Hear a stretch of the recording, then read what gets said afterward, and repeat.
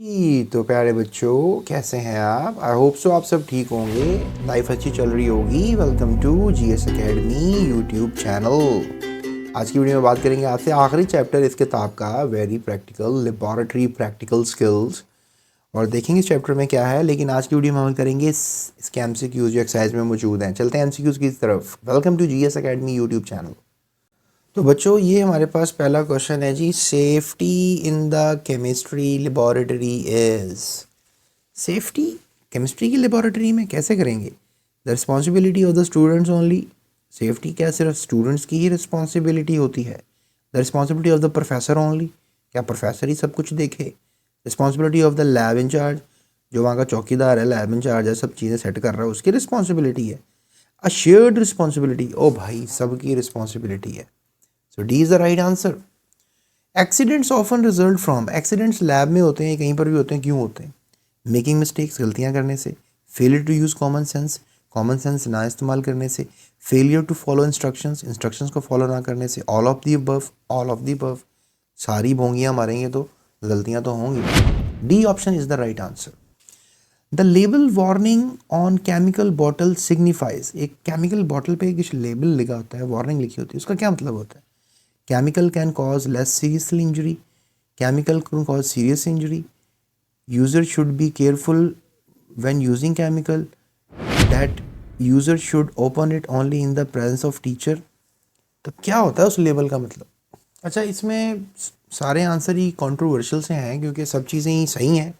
Warning लिखी हुई है तो कुछ भी हो सकता है भाई, थोड़ी बहुत इंजरी कर दे, ज़्यादा इंजरी कर दे, सीरियस इंजरी कर दे, या फिर केयरफुली इस्तेमाल करो, ये भी सही है।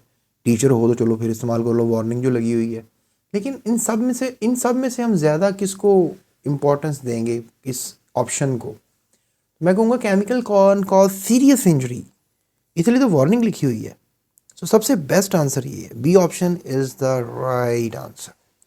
फिर है जी नेक्स्ट क्वेश्चन आपके सामने on screen. The label corrosive, corrosive होता है स्किन जला देने वाला, जलन पैदा करने वाला। एक दोस्तों से भी होती है ना जलन, आपको जलन पैदा करना होनी नहीं चाहिए। Be a great man, great man जलता नहीं है। बहरहाल एक बेस है सोडियम हाइड्रोक्साइड, ये कॉरसिव होती है प्यारे बच्चों। HCl एसिड लैब में होता है, कॉरसिव होता है। तेज़ाबों का बादशाह सल्फ्यूरिक एसिड, ये भी कॉरसिव इन नेचर होता है। तो मेरा तो ख्याल ये है कि इन कॉरसिव तेज़ाबों से, और असास, उर्दू में ना बेस को कहते हैं असास। एक होता है ना एहसास, किसी का एहसास करना, वो नहीं, असास, बेस। अच्छा, तो corrosive chemical bottle indicates, the label corrosive on a chemical bottle indicates the material oxidizing agent, the material can degrade rapidly upon exposure, contact destroys living tissue। ये होता है जनाब इसका आंसर। ठीक है जी, एक्सप्लोर नहीं। C option is the best, कि लिविंग टिश्यू को डिस्ट्रॉय कर सकता है कॉन्टैक्ट करो तो। कॉरसिव का मतलब ये होता है। Example of highly toxic chemical, इनमें से सिरका तो हम डेली यूज़ करते हैं, इथेनॉल शराब है, ये भी यूज़ करते हैं लोग पीने में, नॉन मुस्लिम। पोटेशियम पर मैग्नेट KMnO4, ये जो पी जाती है शराब वो है AC2H5OH। इसमें अगर थोड़ा सी मीथानॉल भी डाल दें तो स्पिरिट नहीं मिलता बाज़ारों से, ये उसका फार्मूला बन गया, मिथालेटेड स्पिरिट। पोटेशियम साइनाइड, ओए होए होए होए, ये तो मैंने कीड़े मारने के लिए इस्तेमाल किया था, जहर है प्यारे बच्चों, ये लैब में अगर है तो बच के रहें इससे। C option is the best answer, यही इसका आंसर है। एग्जाम्पल ऑफ सेल्फ रिएक्टिव, एक और स्क्रीन बना लें। Example of self reactive chemical, self reactive chemical कौन सा है इसमें? सेल्फ रिएक्टिव, तो सेल्फ रिएक्टिव वैसे पिक्रिक एसिड है, पोटाशियम का सिंबल तो के होता है। फिनोल, ये फिनोल है, फिनोल। तुम कहोगे सर ये क्या आपने छतरी सी बना दी है, दैट इज C6H5OH, इसका फॉर्मूला है। एनहेक्सेन, C6H, 6 2 12 + 2 14, ये फॉर्मूला है हेक्सेन का, एनहेक्सेन का। पिक्रिक एसिड, पिक्रिक एसिड जो है ना, दैट इज C6H3N3 और O7, ये है सेल्फ रिएक्टिव। ठीक है, और इसको ट्राई नाइट्रोफिनोल भी कहते हैं, 2 4 6। ठीक है, 2, 4, 6 ट्राई नाइट्रो फिनोल कहते हैं इसको। और इसके बारे में और बताऊँ आपको, it is considered as self-reactive because it decomposes spontaneously, especially under certain conditions, like when it is dry or in contact with metals, can highly unstable, leading to violent reactions and explosions. Picric acid, C option is the right answer. ठीक है, story is not over प्यारे बच्चों, कहीं नहीं जाना, 2 MCQs और हैं। When diluting an acid with water, do it quickly. Do not stir the container. Always add acid to water. Always add water to acid. अच्छा, ये बता रहे हैं आखिरी 2 ऑप्शन तगड़े ऑप्शंस। अब ये एसिड है बीकर के अंदर और ये वाटर है बीकर के अंदर, क्या करना चाहिए?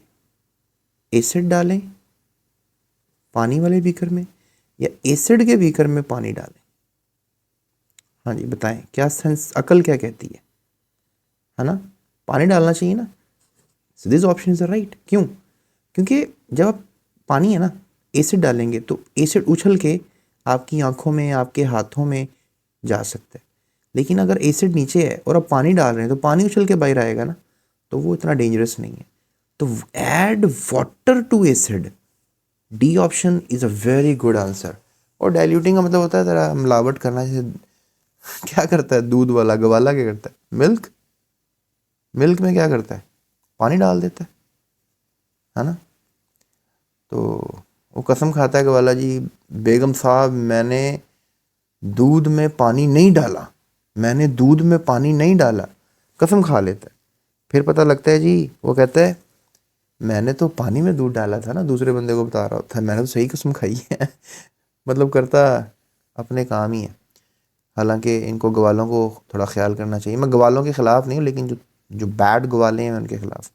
What should you do in case of a fire drill in lab? Fire drill क्या होती है? हाँ, फायर ड्रिल का मतलब है कि लैब में कोई अलार्म बोल गया तो क्या करना चाहिए? जब अलार्म बोले लैब में कुछ जल रहा होगा ना, कुछ धमाका हुआ होगा।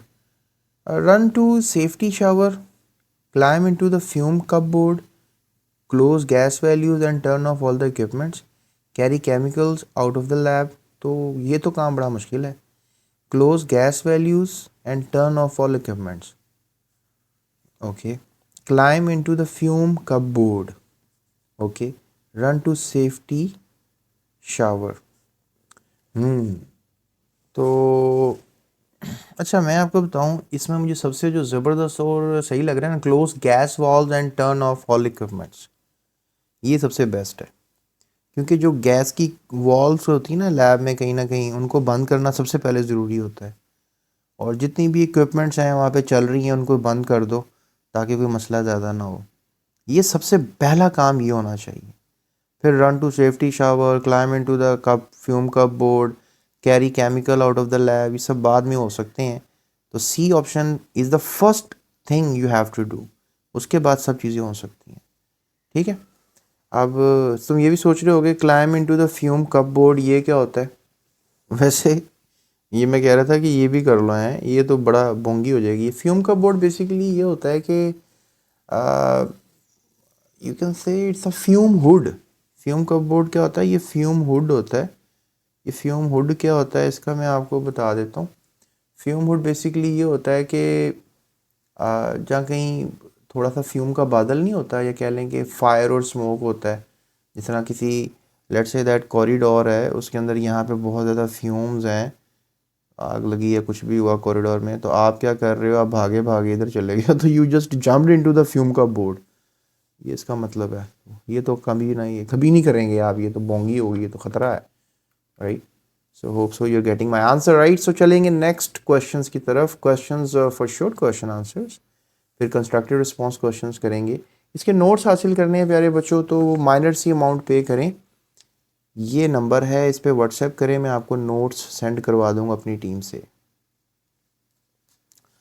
और डिस्क्रिप्टिव क्वेश्चन चाहिए तो ये भी मिल जाएंगे, इन्वेस्टिगेटिव, और इनकी वीडियोस भी बनाऊंगा सारी प्रॉपरली, एक एक सवाल का जवाब दूंगा आपको प्रॉपरली। आप LCD मोबाइल पे मेरी वीडियोस भी देख सकते हैं। I want you to A+, get A+ in your board exam. ये मेरी ख्वाहिश है, बहुत बड़ी ख्वाहिश है। अगर आपको लगता है ये मेरी ख्वाहिश है तो फिर अभी चैनल को सब्सक्राइब कर दें बस। और अपने दोस्तों को वीडियो भी शेयर कर दें और अपना ख्याल भी रख लें। खाना भी टाइम पर खाएं, स्कूल डेली जाएं, टीचर की बात सुनें और वालिदैन का ख्याल करें। अपने फादर की टांगें ज़रूर दबाया करें कभी रात को ना। और अपनी मदर के लिए कोई गिफ्ट बाय करके लाएं। आज ये करना है। अगर आप मेरी आवाज़ सुन रहे हैं ना, मेरी वीडियो देख रहे हैं, तो आज आपने ये करना है, अपनी वालदा के लिए ना कोई गिफ्ट लेना है। आप कुछ भी ले सकते हैं, उनको सेंट ही कर सकते हैं आप। कोई अच्छा सा फेस पाउडर ले लें, कोई परफ्यूम ले लें उनके लिए। कभी नहीं लिया होगा आपने, अब ट्राई करें, मैं आपको कह रहा हूँ। फिर देखिएगा कितना अच्छा महसूस करेंगी वो। आज करके देखना है और फिर मुझे कमेंट करके ज़रूर बताना, मैं शेयर करूँगा सबके साथ कि आपने ये किया था। ठीक है। और अपना ख्याल रखना है। ठीक है, क्योंकि ख्याल रखोगे सेहत का, जान है तो जहान है भाई, सीधी सी बात है। ओके। सो ये था हमारा किस किताब का आखिरी चैप्टर। लेकिन अभी क्वेश्चंस हैं, इंशाल्लाह वो भी करेंगे। और शुरू में अगर कोई भी वीडियो देखनी है MCQs की या किसी शॉर्ट की, लॉन्ग की, लेक्चर्स भी बना देता हूँ मैं आपको, वो भी सुनिएगा सारे मुझसे। और मुश्किल नहीं है केमिस्ट्री, जब बातें समझ में आ जाएं, बताने वाला कोई थोड़ा सियाना हो। आई होप आपका टीचर भी सियाना है क्लास में जो आपको पढ़ाता है। शरारतें ना किया करें। जब मैं एक मशवरा और दूँ आपको, जब क्लास चल रही हो ना, तो सारे बच्चे ज़रा टीचर की बात ध्यान से सुना करें। क्योंकि जब शरारतें करते हैं ना, और जो बच्चे शरारतें करते हैं उनको ब्रेक में समझाएंगे, यार भाई तेरी मेहरबानी, थोड़ा पढ़ लेने दिया कर, टीचर की बात सुन लेने दिया कर। और टीचर भी कोऑपरेटिव होना चाहिए, कोई ज़्यादा एग्रेसिव ना हो जो बस डांट के ही पढ़ाए, फिर हर वक्त पढ़ने का भी दिल नहीं करता। पार्टी शार्टी भी होनी चाहिए क्लास में। चलें, ये तो डिपेंड करता है ना किस तरह का आपका माहौल है स्कूल का। सो क्लास का, एकेडमी का, whatever you study, wherever you study. So that's it, thank you so much. Khurram Rajput को इजाज़त दीजिएगा नेक्स्ट वीडियो के लिए। अल्लाह हाफ़िज़। Thank you for watching. GS Academy. Thank you for watching. GS Academy.